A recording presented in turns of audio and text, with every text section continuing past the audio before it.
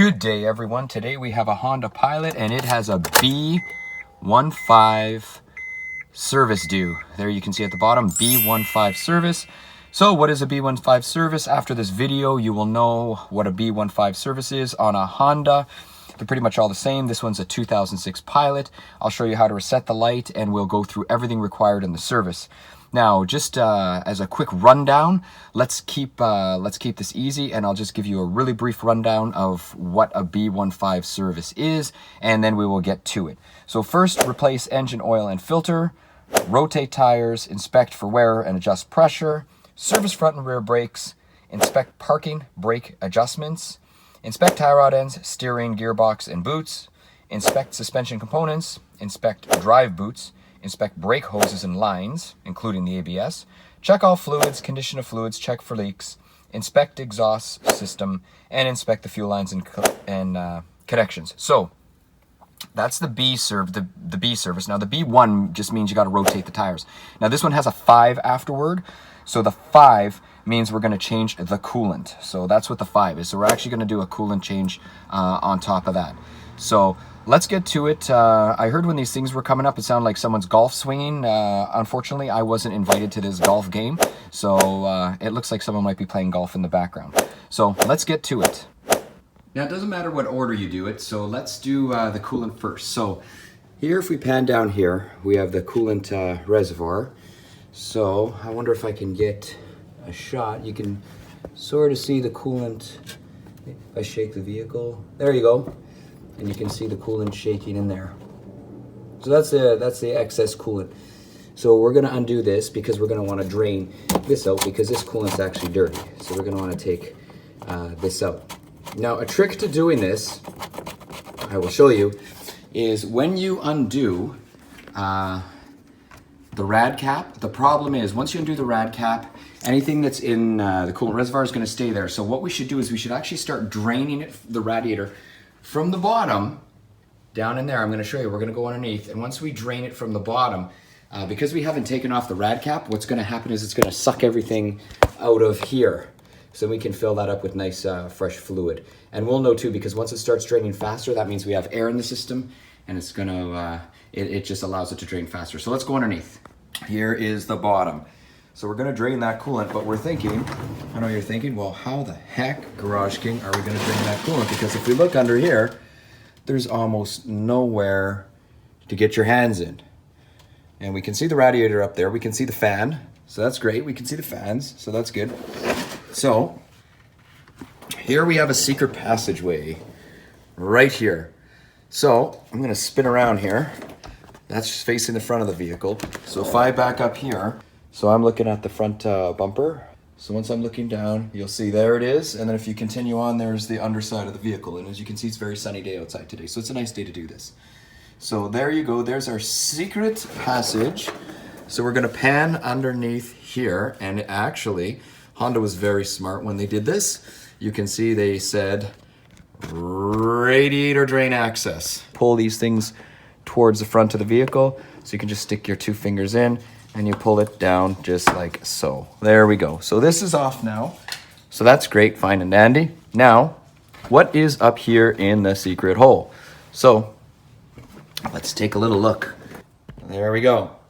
So I'm looking inside with the light, and if you can see, right there is the drain cock. So, excuse me.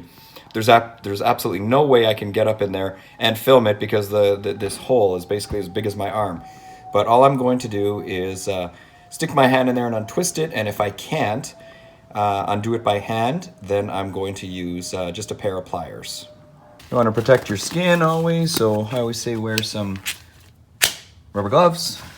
So let's get up in here.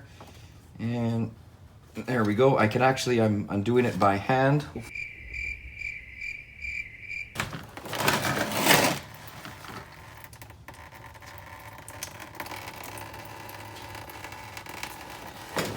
And there you can see it's draining.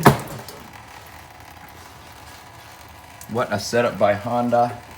It actually doesn't even get everywhere. It comes right through that hole. So that is awesome. So we will let that drain.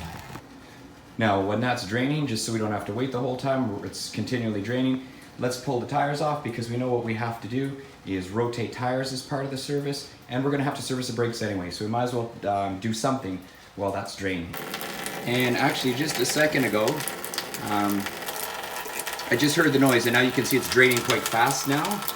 You can actually hear it. It was draining quite a bit slower, and what that means is up top, that means the overflow just emptied. So now we have air in the system, so now it's draining much quicker, and it's sucking air in through the top.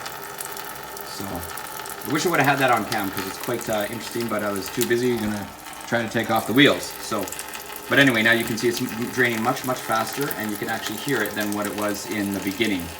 So anyway, back to the tires now. Okay, so 19 mil socket. This is what we're going to use for the tires.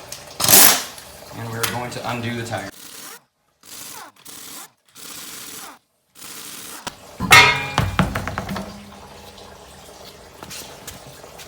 That's the front tire is off, and now if we pan over here, same thing.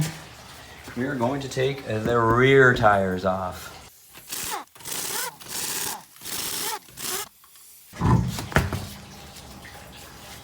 So here's a shot of the rear brakes. We can see they're actually getting kind of low here. You can see that slot there. There's not much left, so we're going to have to make sure when we remove the caliper to service the brakes, we see if we actually have to replace the pads or not. Here's a shot of the front, and we can see they're actually very low. There's really not too much left on them. And once we remove the calipers, same thing. We'll be able to see if we're going to replace the pads or if we're just going to do a service, but somehow I feel we may be replacing the pads on this one. Now, one thing, it's very easy to do an oil change with the passenger side tire off on Honda V6s, especially these models. Because if you look here, there's your oil filter right there. The vehicle's already jacked up, so once our coolant is finished draining, then we're going to drain the oil so we can get our oil change done.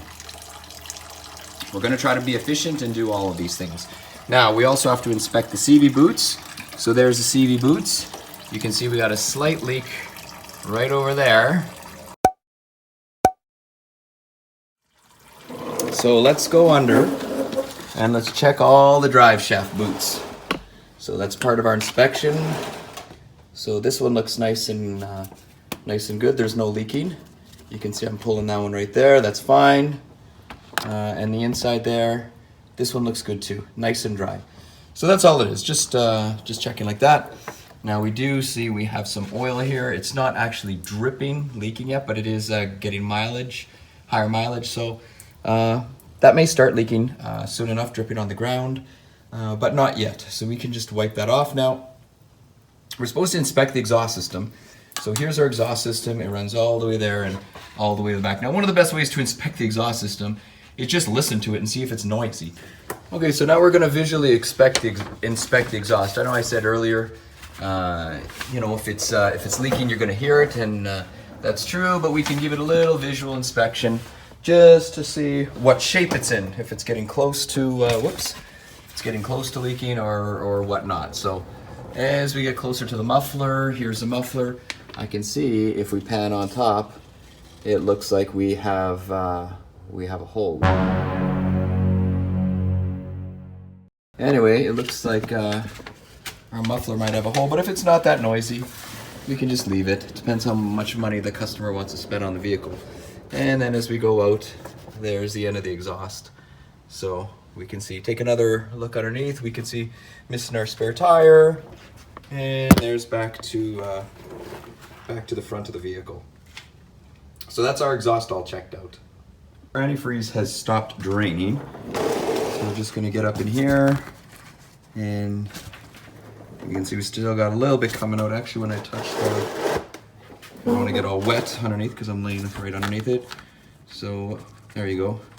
So we're just gonna tighten it back up by hand.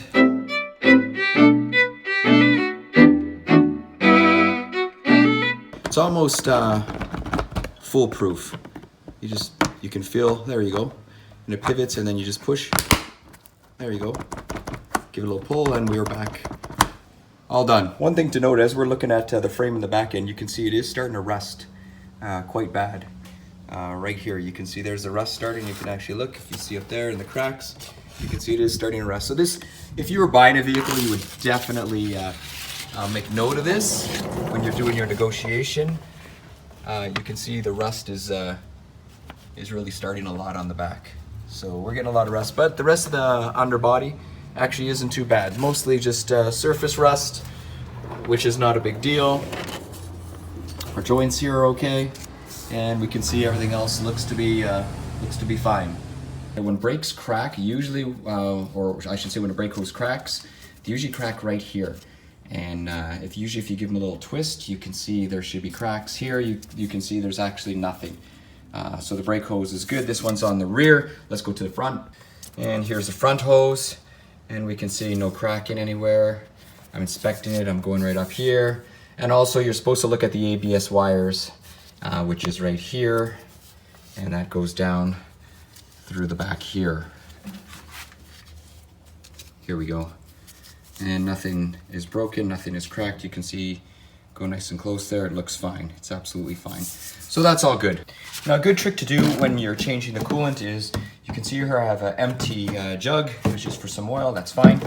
What I'm gonna do is I'm just taking off the lid, and then I'm going to drain all the coolant in this jug that I had. Now the reason is, sometimes it's tough to know how full is full and if you have a big airlock. So if we know roughly what came out, we should know that both the same amount should go back in. So let's move this over here so you can see it. And I'm gonna fill it up. And let's see what happens. Let's see how much coolant came out.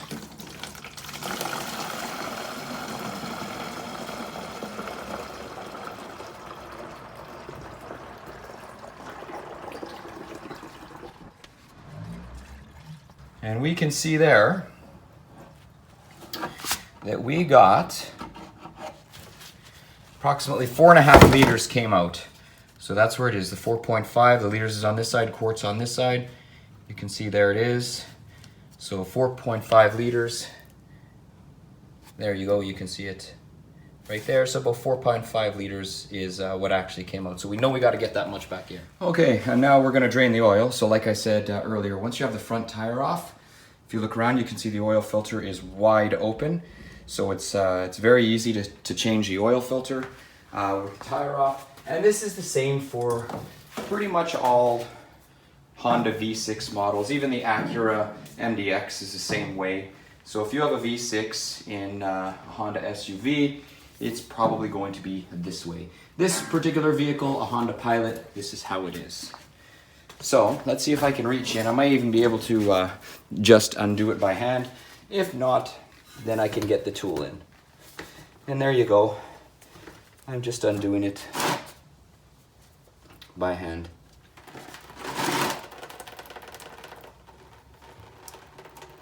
And the oil is quite dark. If you look at my gloves, it's quite dark. So definitely needed an oil change.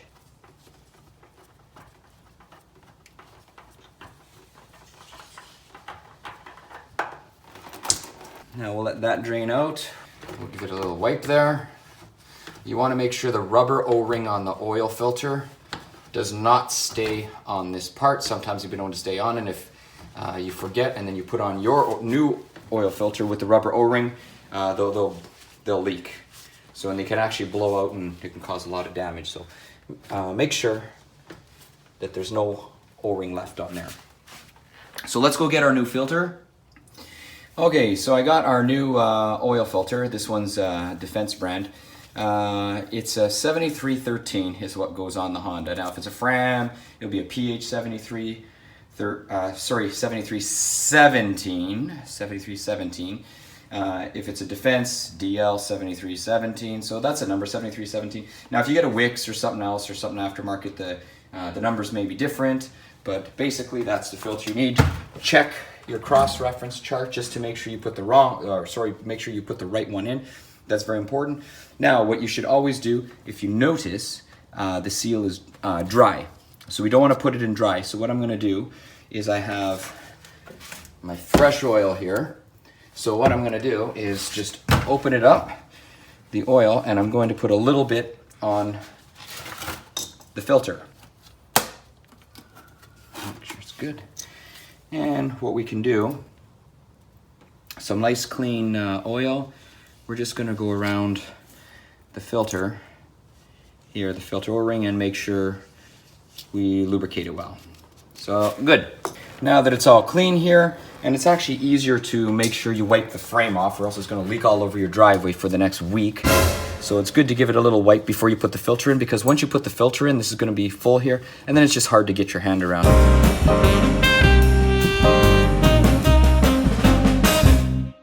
Okay, so I have our new filter. We're just gonna take it in just like so, and we are just going to spin it on. There. So as you saw, we did the oil filter already. It doesn't really matter which order you do it in. And now we're going to drain the oil. So we need a 17 mil wrench. You can see I have my 17 mil wrench. I don't know if it's going to show up in the light there, but anyway, 17 mil wrench is, that's what I'm using. So there we go. So we're going to drain the oil.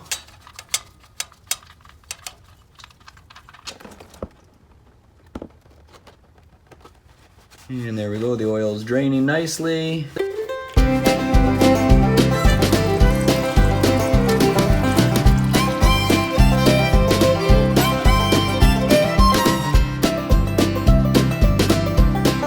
You can see here we have a bit of a loose exhaust, so what I'm gonna do is I'm just gonna get a clamp and we're just gonna clamp this piece up right here. Okay, so our oil is all drained. There we go. Now, for this exhaust piece that's loose, I didn't have any big clamps, so all I got is a bunch of like little ones. So not the best thing to do, but I'm gonna put them all together for the ones that I actually need.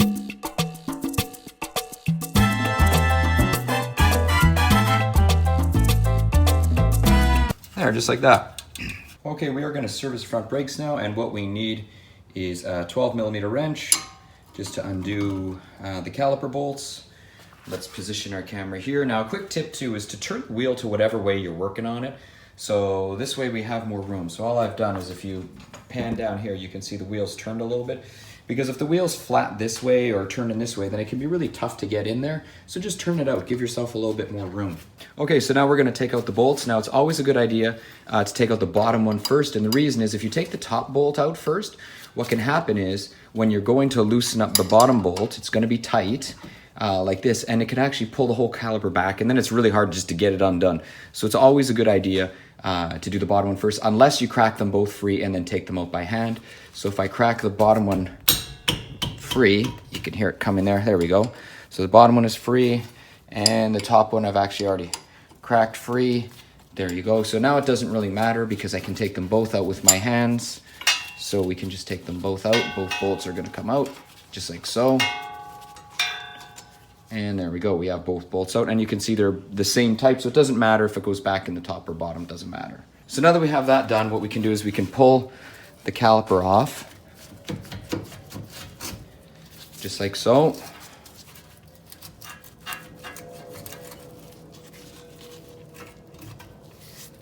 And there's our caliper off. We can give the piston a wipe, just take off any excess dirt that's there. And we can just put it up. All I've done is I've just rested it on top like that. That's all I've done, because I'm not taking off the rotor, so it's fine to sit there. Now here's our pads, and here's our sliders. Now I can see here, these sliders here, I'm pulling them around. Here's a better view. So here's a slider. I'm actually trying to pull it, and I can't even really move it. It's really, really tough. And the one up top is very stiff as well. So this is one of the reasons why we service brakes, because we don't want these seizing, because if these seize, what can happen then is your pads will only wear on one side, because your caliper won't float. It's supposed to float back and forth. So how we get out the pins is we can break the rubber seal. So we just pull it back. There we go. I've just pulled it back like this, and now we can twist and pull out. There we go, and we see I have the pin out. So now what I'm gonna do is I'm just gonna grease this up, clean it out so I can wipe off the pin. That's what I'm doing. I'm just wiping it off. I'm gonna apply more grease to it. And it's not really grease, it's a special caliper lube, so I shouldn't be using the word grease because I don't want anyone to apply actual grease. You should apply the silicone lube that it comes with. right from the factory, because if you mix certain types of lubricants, what can happen is it gets ugly. Now the other thing, if you look here, this is where the seal part here, it rides right there. This is all rusty. So what's going to happen is it's going to allow moisture to come in here and dry up the pin. Now you can see the pin's in really good shape. This is just dried up grease there, or sorry, lubricant. So I can rub that off. That's no big deal. You can see, there we go, I just rubbed it off. So I'm going to take this to the wire wheel, just give it a little cleanup, just so we can have a better seal there, because we don't want all the rust sitting there. Okay, so back from the wire wheel, and you can see there it is nice and clean, just like so. So now we're going to get a nice seal on it. So all that corrosion's gone. So we'll have to do that to all the pins. If you don't have a wire wheel, you can use a brush as best you can. Use some type of solvent, but it is a good idea to clean them if possible. Okay, so here's what I'm using. Just made specifically for disc brakes, and there's our pin right there. Now I also have a little screwdriver, and what I'm going to do is I'm going to put a little bit on the end and just go inside like this, just so I'm able to put a little bit of grease on the inside there, make sure we get it in the bore. And as you can see there, we got a little bit there, so we're just going to put it in the bore. Make sure we have some in there, that's good. Now what we're going to do is we are just going to paint our pad, there's our pin.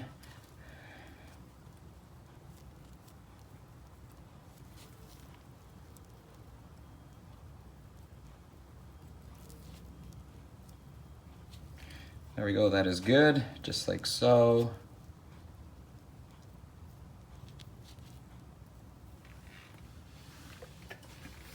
So now that we've got our pin lubed up, what we'll do is we'll just put it back in, just like so. There we go, and we can see it moves nicely. So now we'll do the same for the pin on the bottom. So there's a pin on the bottom, you can see it still has some lube on it, which is great. And same as the last one, this one's got some rust there, so I'm just going to take it over the wire wheel, clean it real quickly. All right, so I'm just going to put a little bit of lube on the screwdriver, make sure we get it in the bore. Now we're going to lubricate our pin.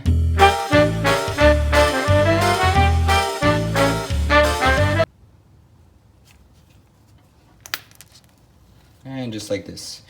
And now it's nice and good. Okay, so we could just use a little screwdriver to get in there. We can push the pad. There we go.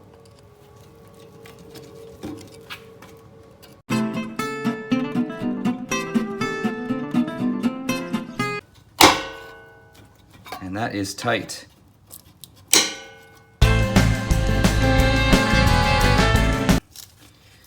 It's way too tight, and you can see the rust. Just okay, and actually now that I have the pad out, I'm looking, and you can see this pad is pretty much worn out. So I think instead of doing the rest of the service, which is part of a regular brake job, I'm going to put new pads in. When we first looked at them, we thought there was a lot there. So just so you can see, they actually were wearing unevenly, and maybe because they're getting stuck, you can see there it's quite thin and it gets thick near the top. So when you're looking at them from the top view, they actually look like you have enough on them. But then when we actually took it out and flip them, they're very thin on this side. So they weren't even wearing evenly, and that's probably because they were getting stuck and they just kind of getting hung up. So anyway, good idea to take them out. You can see there with the indicator there, there's almost no life left in them. Okay, so we're at the rear now. If the top one's really tight now, we got to turn this one lefty-loosey, right? Righty-tighty, lefty-loosey. So when we're going in reverse this way, if this bolt's missing, by pulling up this, we're actually going to just pull the caliper. You know what? Let me show you. This is why. So I'm loosening up this bolt. There we go. So now I'm going to take this bolt out and watch what happens. This doesn't happen all the time, but it can happen sometimes. So that's why this is a tip. So I'll actually do it because it's easier than explaining it. So now I want to undo the top bolt. So same thing. So I'm going to do it now. Watch what happens. There you go. I'm undoing the caliper, but I can't undo the bolt. It's too tight. There's nothing holding it. So we got to put the caliper back, put the bolt back in, just thread it in. There you go, once it's threaded in. And now we can undo the top bolt. So we're going to undo the top bolt. And now we can pull the whole caliper off to inspect it. So we're gonna look at the pads. There we go, here's our brake pads. So we're gonna slide one out and let's see. We're also gonna be having to pull these pins out, just lubricate the pins. And they are fairly tight, so I might have to use a screwdriver. So this one's okay. Let's check the inner pad. Same thing. Now you can see here we're starting to get close to, let's see if I can focus in. There we go, to the squealer, but we still have some left. Okay, so upon closer inspection of the pads on the rear, we can see, let's see if we can actually get some light here. This is a lot better. There we go. So there you can see the pad itself. There's the pad itself. It's actually worn uneven. You can see it's much thicker on this side than this side. Okay, so we're replacing the pads, but that doesn't prevent us from still doing the service. So we always want to service it. So what we're gonna do, we can still move these, is we're still gonna pull them apart and we're still gonna clean everything. The only difference is instead of putting the old pads in, we're gonna be putting brand new pads in. So let's pull this pin out. There we go, we can pull the pin out just like so. We're gonna clean it off. Indeed, it is. And if you look there, you can see it's actually quite rusted up. There's a better shot of the pins, so you can see it is pretty rusty. Just like that, so we're gonna take it to the wire wheel and clean it up. Okay, and here's the pins. You can see I've cleaned them up much better. Now this one still has some pitting there. Make sure it's lubed up well, it should still be okay. And you can see that one where there was rust, there is still some pitting there. So we're just gonna reuse these pins. Okay, so now we're just gonna put some brake lube into the pin bores. So what I always do is I always just put some on the edge of a screwdriver, just like so. Then what we're gonna do is we have our pins. We're just gonna coat them, put them back in like so. There you go, and they move nice and freely. And there we go. And we push this one in. There we go, just like so. So now what we can do, because we're gonna be putting new pads in, these things here, normally we'll take them out and clean them, but instead, what I'm gonna do is I'm just gonna take them right out, because normally the new pads come with new ones, so no need to waste our time here. We can just take them right out, and I'm just gonna put new ones in. There we go, there's top out, and here's the bottom one. Now I'm just gonna clean in here where the new ones are gonna ride. Here's the new and the old. So you can see quite a difference. There you go. So quite a difference. So yeah, didn't have much left. There's a new one. So good idea to replace them. So now we're just gonna we have new ones that came with the pads. So we can just pop those into place. But before I pop them into place, I'm just gonna put a little thin coating of anti-seize along the bottom. There we go. And that one is clipped in, just like so. There we go, and then popped in just like that. All right, as you can see, I put some brake disc, be quiet, or whatever you want to call it there, to stop squealing. So I'm just gonna put the pads in. There we go, and there's one. There we go, just like so. Right in here. Just like so. There we go. Just like so. Now we have our caliper. We're just gonna put our caliper back on. And we just wanna make sure that these are turned flat. And you'll be able to see once you're doing your job. There we go, there's the blue there. So I just wanna make sure I get that. So let's pop the caliper off. And let's take it, just go like this, and just make sure that we get it. There we go.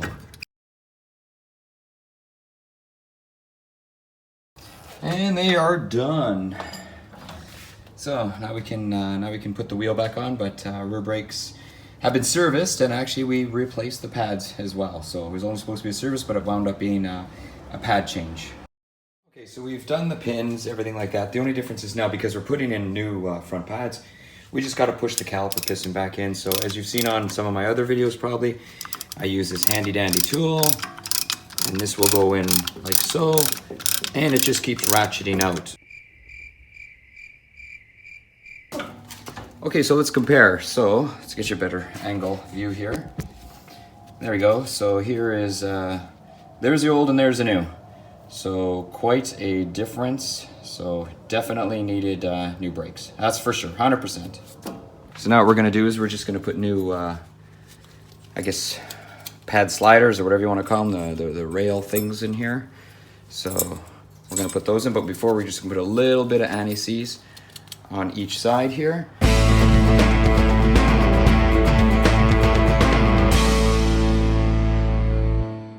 Now let's see, new pad's gonna fit all right, just make sure.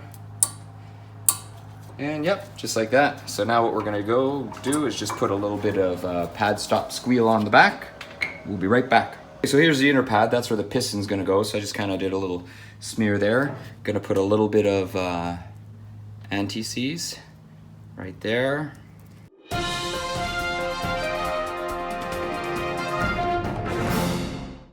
Okay, so now we're just gonna put the caliper back together, or back on. So I'm just gonna twist these here so they're flat, just like so. And we are going to put our, just like so, that's nice. And if you look here, you'll just see where these, they have flat spots here. And I'll show you exactly what I mean, because this is kind of important. So you can see here, there's a flat spot. So this flat spot has to line up, there you go, right like that. That's how it should line up when you're putting the bolts in. So the other thing we have to check is the emergency brake cables. We've already checked the rubber brake cables in the back, and they are all good. So we've checked all that. The emergency brake cables, they're plastic coated. So they have a plastic coating. You can see they kind of run right here, and they run into the back. And then they go underneath the vehicle like so. So you just crawl around, make sure that they're okay, and then try applying the brakes. Make sure that the brakes hold, and if the brakes hold, that's good. And then when you take the brake off, your vehicle should roll freely. They should not drag or hang up, because that means something is seizing, and that's no good. Right here, we're gonna look at suspension components. So here, you can see I got my glove here. I'm twisting it. It's fairly tight. Everything looks good in there. I've checked from underneath. So a good way to check your suspension, especially with these strut type suspension, is to give the wheel a good wiggle when the wheel's installed. So once we're done with everything, we'll give the wheel a good wiggle. Don't forget to check the tire pressure.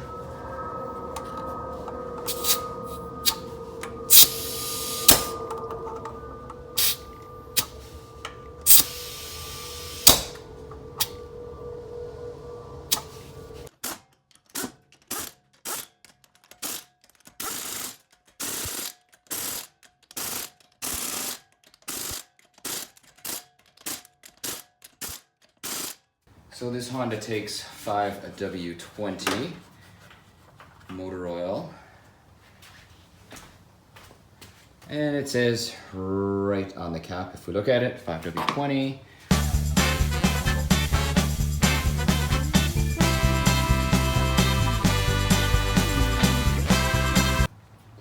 Now what I do a lot of times is I will pour in a good portion of the jug, and then what I will do is check it. So I will pull out the dipstick and take a look and see how close I'm getting.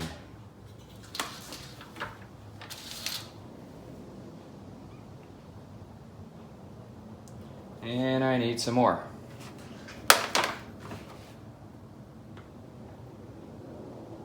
There we go, that should be good, because once we run it, we're gonna recheck it because it has to fill the oil filter up. So that's it for the oil. Now if you remember, we've changed the antifreeze as well, so now we have to fill it back up with more antifreeze. So let's do that. Now if you remember earlier, I said the way, if we didn't take the rag cap off, it would drain it. And you can see there's absolutely nothing left in our overflow tank. So we're gonna have fresh fluid to put in our overflow tank. And then here's our rad cap. So let's take off our rad cap. And we're going to fill it up. Okay, now for the antifreeze, we're gonna actually use Honda's antifreeze. You know, for the price difference, I find it's just not worth it. Make sure you have the right stuff to put in, especially for antifreeze. I do the same thing with transmission fluid as well. So.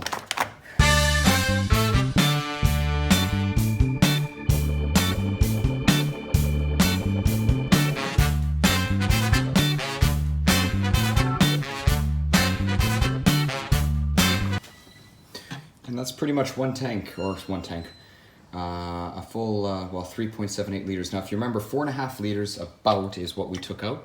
So it's almost all back in. So what we can do is run the engine and then check it again. But you must remember, included in that 4.5 liters that we took out was what was in the reserve tank here. So we're gonna put some in the reserve tank, and that means we're pretty much full, but what we should always do is run it and check it. Okay, so I got a funnel, and there's the reserve tank. Let's see if I can get some better light on the situation here. There we go, and I can see there's nothing in the reserve tank. So I'll put the rest in. Not much. And then I have to get another jug. Okay, I got another jug, and let's fill it up.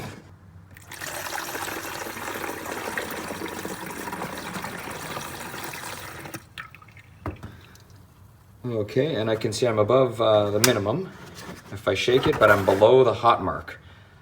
And then you can see I'm shaking it there. So what I'm gonna do is I'm gonna cap it right now, and then we're just going to run it. And then we'll check the fluids when we're done for top up. Okay, we're back in the vehicle, so we're gonna run it. But what we're gonna do first is we're gonna reset it. So what I'm doing now, just turn the key on. I'm gonna hold this.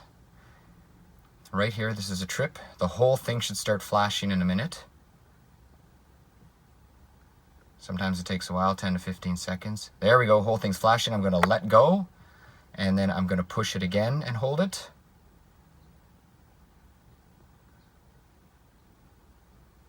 There we go. So now if we scroll through it, because we did our service, oil life 100%, so we have reset everything. So that's good news. So now what we can do is we can start it up. There we go. All lights are out. So this is good. Now what I'm gonna do is I'm gonna shut it off. I'm gonna check my oil, top up my oil if needed, and then I'll run it for a while to make sure that the coolant's circulating properly. Okay, so we're gonna check the oil level. We just ran it just for a second. Now what we'll do is let's grab our oil dipstick, give it a wipe off, make sure it's clean, and then let's check it and see how close we are. And if we look, we can see there, we're actually a little on the low side. You can see there, we've let it sit for a few minutes, so probably gonna need half of a liter or close to a quart. So what we can do is take this from our coolant, this is what we're using for our coolant, make sure we wipe it out good. We don't want any coolant whatsoever. If you don't want to use the same funnel, you can always just get a different funnel, but you can see there I wiped it out. It's totally clean and it's dry. So there's nothing there, nothing to worry about. So now I'm going to undo the oil here, and then we're going to top up our oil. And then basically we're just going to keep checking it until we're good.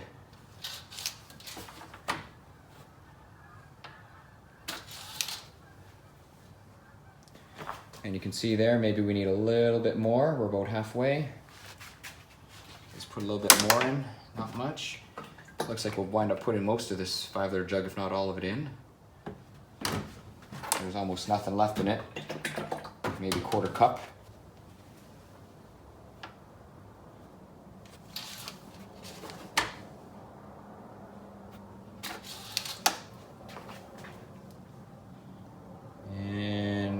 You can see we're just, or maybe even we're perfect. Look at that. Well, there you go. We're just a teeny weeny bit under. Let's check it one more time before we add any oil, just to make sure it doesn't go up any further.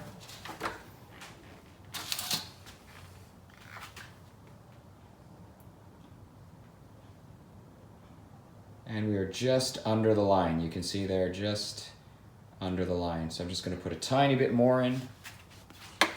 Technically, the amount that I have in right now is fine because it's in the crosshatched area, but I always like to keep it at the top of the crosshatched area because if the vehicle burns a little oil, then you might lose half a liter over the cycle of an oil change. So there we go. We just put that little wee bit in there, and you can see we're right at the line. So we're absolutely perfect.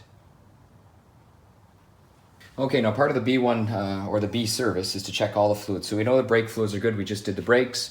The brake fluid is there, and it's fine. We know our coolant is good because we're just changing it, topping it up now. Oil's clean, obviously. Our transmission fluid is just down here. I'll pull the dipstick. These don't have to be running when you check it. If you look here on the dipstick, there you go, it's cold, so it's below the marks there. So where we go, see if we can focus, there you go. It's cold, so it's fine. So that's okay, I'll give you a little pan in to show you exactly where the dipstick is if you want to see.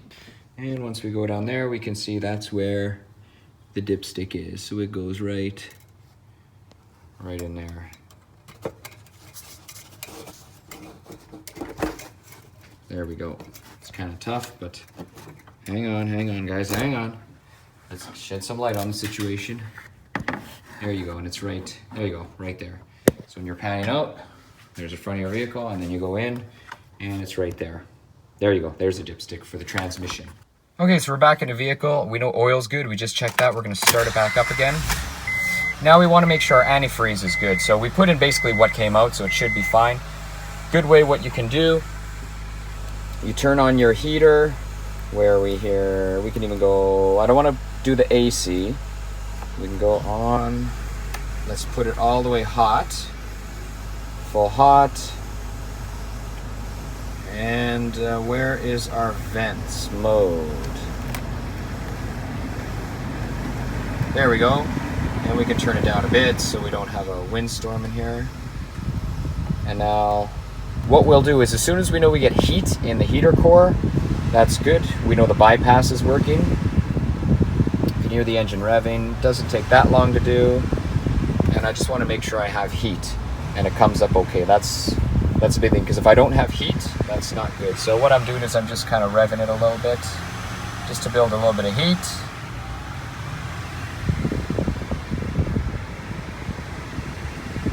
And that's all I have to do. And there's our coolant temperature gauge right there, and we're going to build that up.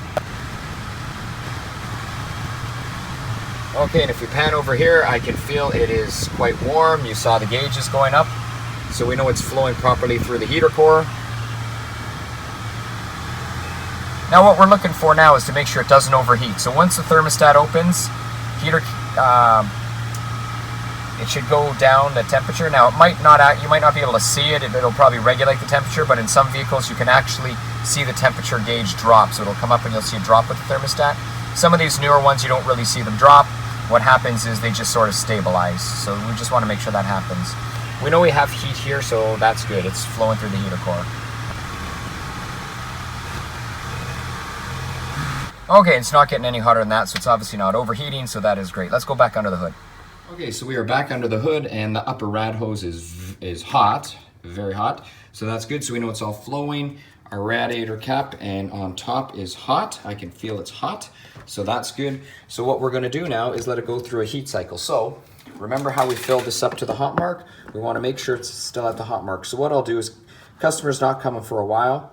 So what I'm gonna do is I'm just gonna let this vehicle cool off for a couple hours, and then we'll see how far this goes down, and we'll actually just top up this, because what'll happen is if there's air bubbles, they're gonna make its way to this thing, and then the level in this overflow tank will drop.